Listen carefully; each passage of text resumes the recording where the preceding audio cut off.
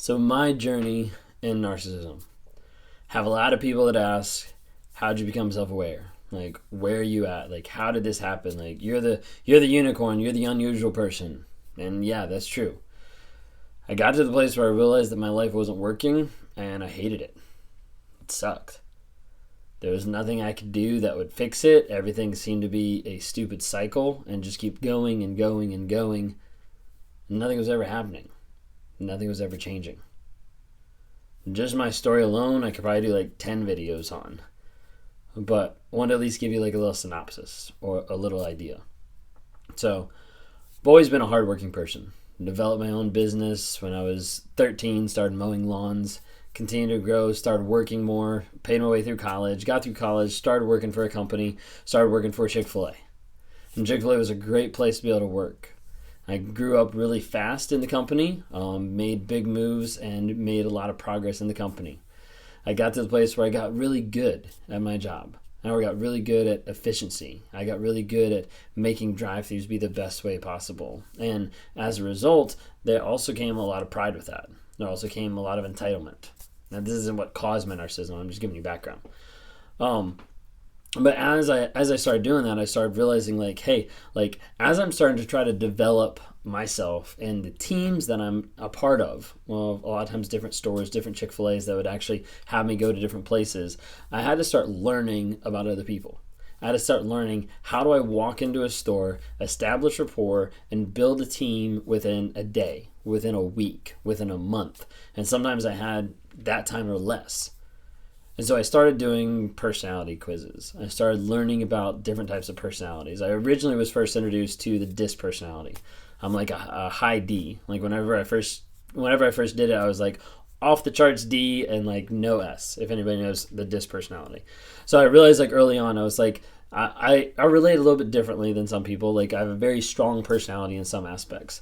When I first got back my report of the DISC personality, I took it to my wife, who was my girlfriend at that time, and I showed her the 27-page report, and I was like, read this paragraph. I was like, this makes me seem like a jerk. And she like read over it, and she was like, yeah, it's kind of accurate. And I was like, okay, whatever. And so they kept moving on with life, but I still wanted to learn and still wanted to grow because I knew, hey, the things that I had in my life, the things how I was interacting with other people weren't going to get me what I wanted. Like if I needed something implemented right away, I could make it happen right away, but I would trample over people to do it. And I started realizing over a period of time, like, hey, that's not effective. Like that doesn't institute long-lasting change.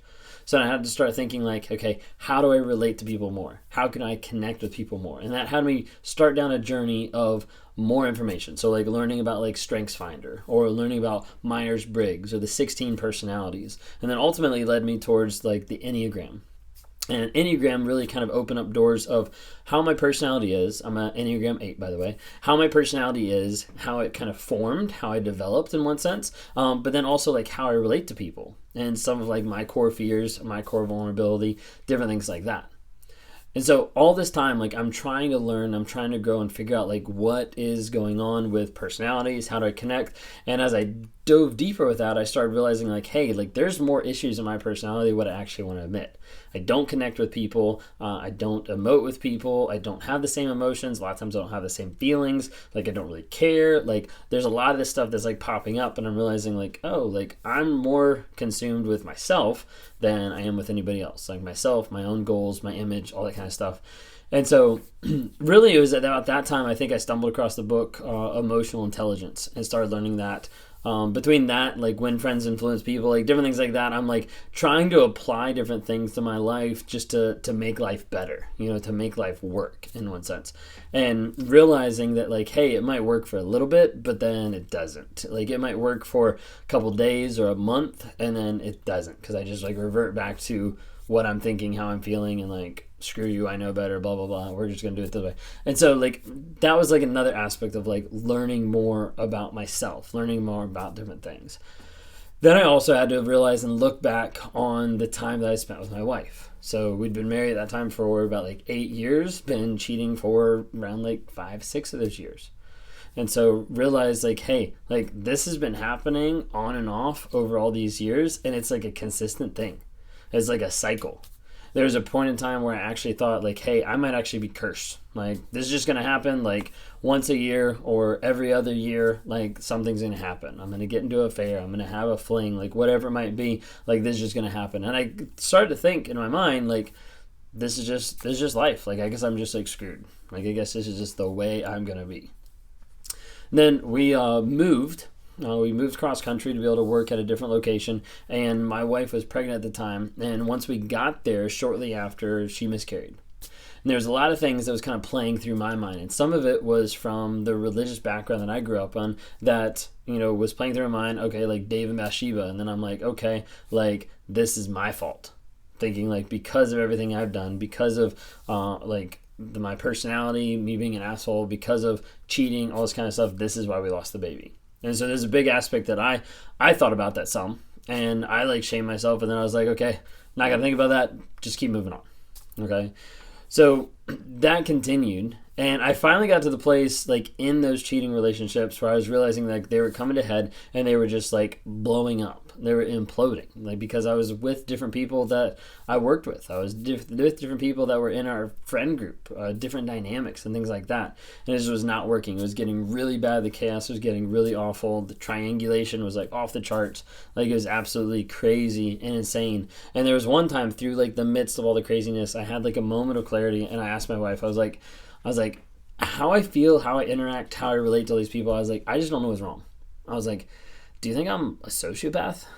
And we looked it up, and we like read through the stuff, and she was like, no, like you're not a sociopath. And I was like, yeah, I don't really relate to that either. And she's like, what you might be, she was like, you might be narcissistic. And she's like, let me look that up.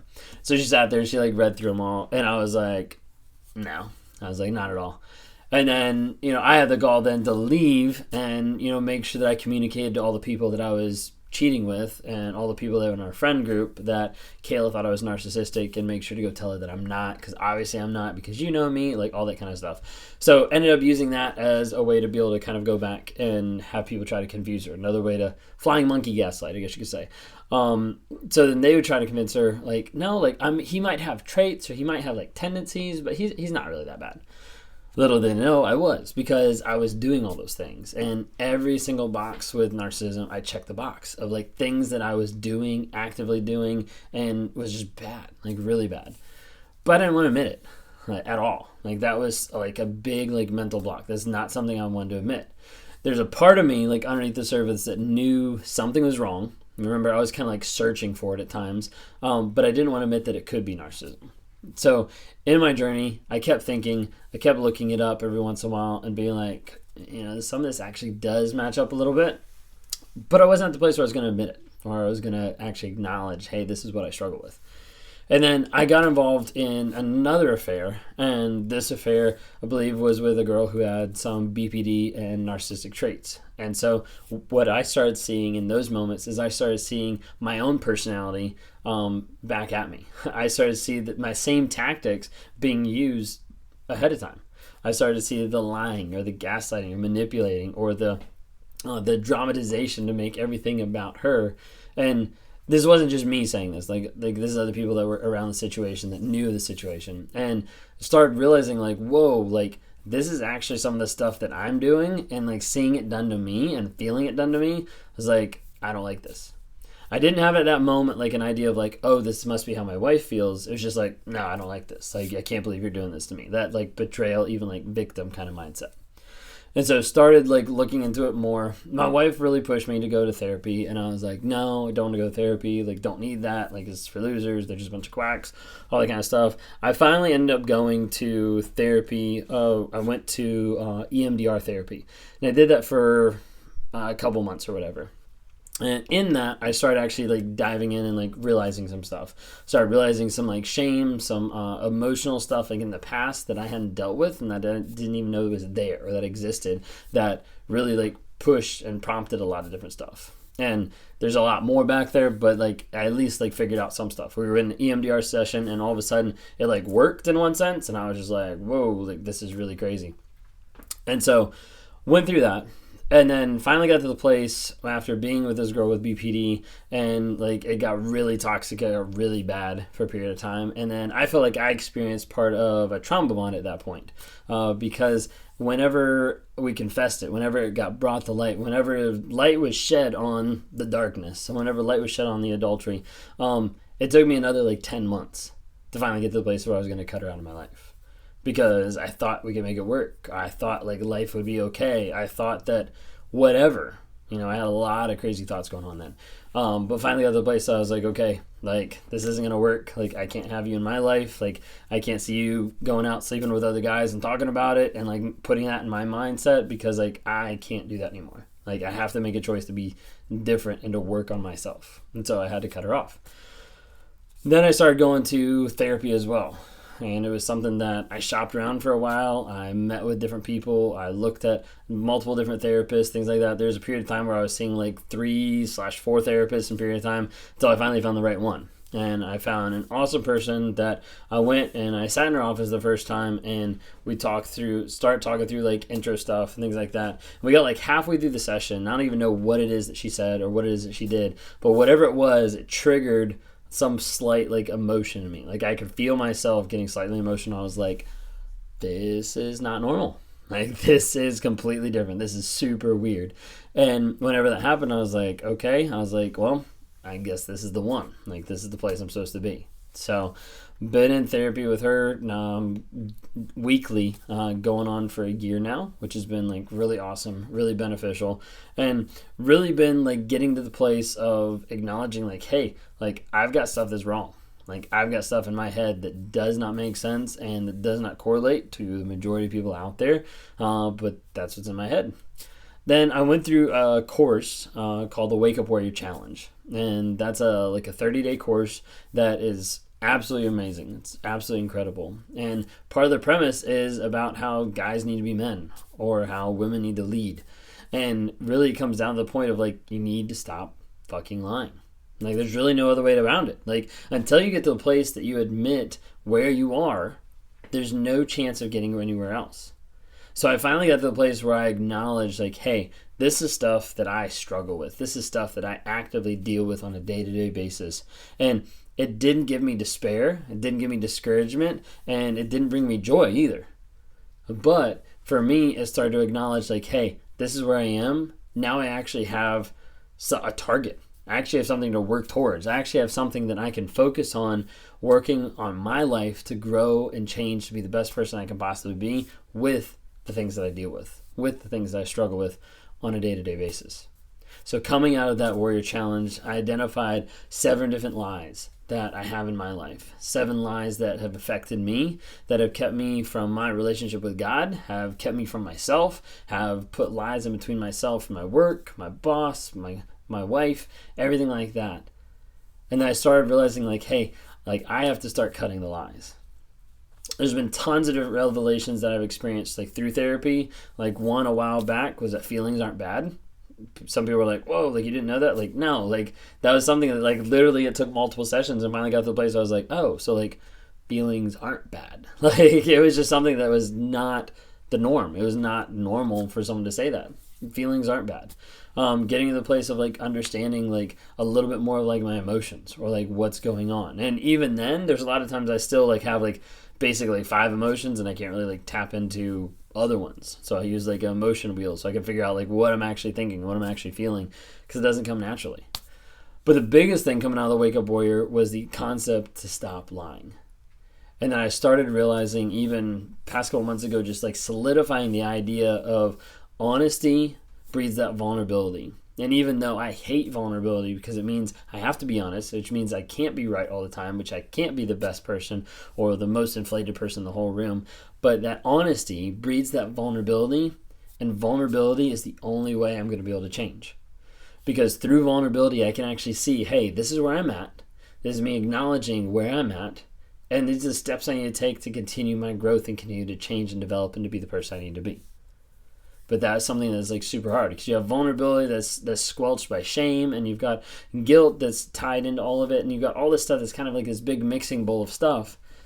But I realized like, hey, like if I don't get to the place where I start being completely honest about everything, And that took a while. Like, it wasn't like I was like, oh, like, I'm honest today. Like, no, like, with Kayla, like, it was like a good, like, year of me doing, like, trickle truth. Like, thinking that I was going to be, oh, this will hurt her less if I only tell her a little bit. When in reality, I'm, like, hurting her more because I'm, like, peeling off the Band-Aid. Not just, like, super slow, but, like, microscopically slow, because we're doing that for, like, a whole year.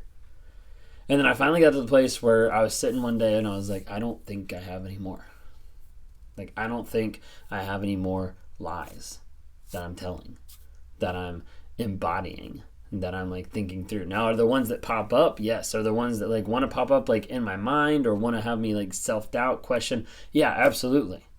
But I got to the place where I was like, hey, I need to be honest so I can be vulnerable. Hate vulnerability. It's awful. It's like cringeworthy. Like, but I have to be vulnerable, because if I'm not vulnerable, I can't learn and grow and change, and I can't work on myself to continue to grow to be a better person. And so I have to be vulnerable so I can accept where I am right now, so I continue to work on change. And that's what I committed to do. And then I got to the place where I committed to do it, not just in my own personal life, not just with my wife, but with everybody. So that's why we jumped on social media, and I'm on here to promote awareness about narcissism and encourage people with growth, healing, and change, whether that's listening to my journey or whether that's helping you along yours. If you're interested in talking more about my journey or about yours, would love to talk to you. Reach out to me at rawmotivations.com. Click on the one-on-one coaching there. Would love to talk to you on a one-on-one basis to see how I can help you become the best person possible. How I can help you break free from that trauma bond. How I can help you try to heal some of those wounds that you're not sure where they came from or why they came from that person that said that they loved you. If you guys are on here, would love to have you guys subscribe. So please subscribe for me. Go on and follow me on TikTok, Instagram, or Facebook. Would love to have you interact with me there as well. And then also, we've got the podcast. So either on Apple Podcast or on Spotify. Check it out. Thanks so much for watching.